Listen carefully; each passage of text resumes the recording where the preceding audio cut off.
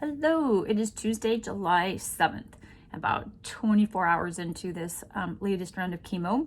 I still feel pretty decent. I've been taking the nightly medicine that they gave me before that is actually for depression.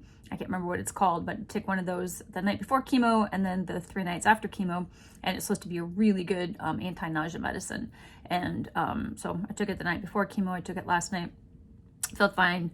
I feel fine. I don't feel great. I feel fine. My appetite is not really as big as it normally is during like today.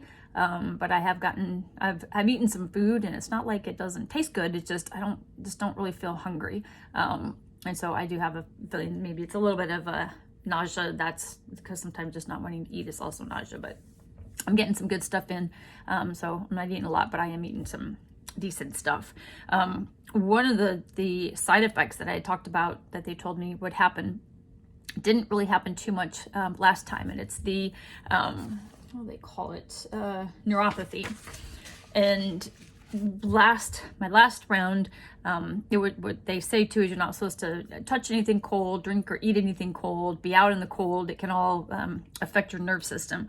And last time after chemo, every time I would take a drink, right in here, it felt like little nerve tingly things. And it was kind of weird, but it was usually when I hadn't had anything to eat and I took my first bite of something, like in an hour or so, it would kind of do that. Or if I drank something, it just hit back here.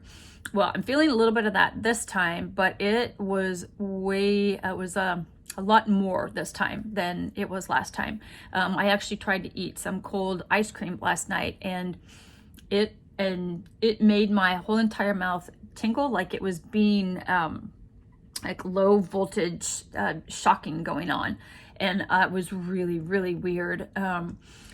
And then today, or actually yesterday, last night I went to go get a LaCroix out of the refrigerator, and just grabbed the can of it, took it out, and was walking around the other side of the kitchen, and then all of a sudden I had this burning, tingling feeling in my fingers, and I had to put it down right away and then warm it back up, and they went away.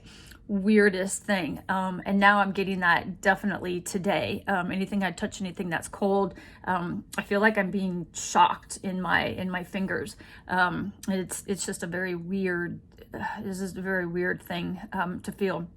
I got this really cool silicone set of silicone ice cube trays that are in the shape of a large coffee bean, because I've been drinking a lot of decaf iced coffee.